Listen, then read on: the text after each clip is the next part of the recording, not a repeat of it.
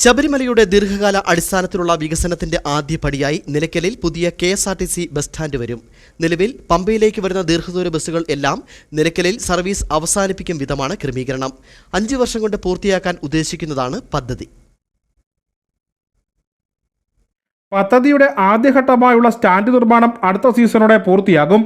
വിശദമായ പദ്ധതി രേഖ സംസ്ഥാന സർക്കാരിന്റെ അനുമതിക്കായി സമർപ്പിച്ചു. തിരുവനന്തപുരം ഗവൺമെന്റ് എഞ്ചിനീയറിംഗ് കോളേജ് തയ്യാറാക്കിയ ശബരിമല മാസ്റ്റർ പ്ലാനിലെ നിർദ്ദേശങ്ങളാണുള്ളത്. ബംഗളൂരു കേന്ദ്രമായുള്ള ഹാബോഗ് എന്ന കമ്പനിയാണ് രൂപകൽപ്പന. മണ്ണാറക്കുളഞ്ഞി ചാലക്കയം പ്രധാന പാതയിൽ നിലയ്ക്കലിൽ പെട്രോൾ പമ്പിന് പിന്നിലായിട്ടാണ് ബസ് സ്റ്റാൻഡ് വരുന്നത്. പമ്പിന്റെ ഇടതുവശത്തുകൂടി സ്റ്റാൻഡിലേക്ക് പ്രവേശിക്കാം. ഒരേ സമയം 10 ബസ്സുകൾക്ക് നിർത്തി ആളെ ഇറക്കുകയും കയറ്റുകയും ചെയ്യാം. ഇതിന് 60 മീറ്റർ അകലെ വിശാലമായ പാർക്കിംഗ് സ്ഥലം KSRTC ബസ്സുകൾക്കായി ഒരുക്കും. ഇപ്പോൾ നിലയ്ക്കലെ പാർക്കിംഗ് ഗ്രൗണ്ടിന്റെ തുടക്കത്തിലാണ് KSRTC സ്റ്റാൻഡ് ഉള്ളത്. KSRTC ബസ്സുകളും സ്വകാര്യ ബസ്സുകളും വാനുകളും കാറുകളുമെല്ലാം ഒരേ വഴിയിലൂടെ ഉള്ളിലേക്ക് കയറുന്നത് ഗതാഗതക്കുരുക്കുണ്ടാക്കുന്നു. 200ഓളം നിലയ്ക്കൽ പമ്പ ചെയിൻ സർവീസുകളുമുണ്ട്.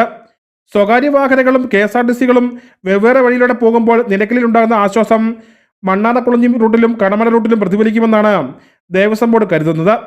8.6 ഏക്കർ സ്ഥലം ബസ് സ്റ്റാൻഡിനും അനുബന്ധ സൗകര്യങ്ങൾക്കുമായി ഉപയോഗിക്കും. പുതിയ ബസ് സ്റ്റാൻഡ് വരുന്നതോടെ നിലയ്ക്കൽ പമ്പ റൂട്ടിൽ 300 വൈദ്യുത ബസ്സുകൾ ഓടിക്കണമെന്നാണ് ശുപാർശ. നിലയ്ക്കലിൽ വരുന്ന പുതിയ ബസ് സ്റ്റാൻഡിലും നിലവിലുള്ള പമ്പ ബസ് സ്റ്റാൻഡിലും ചാർജിംഗ് സ്റ്റേഷനുകൾ പണിയും.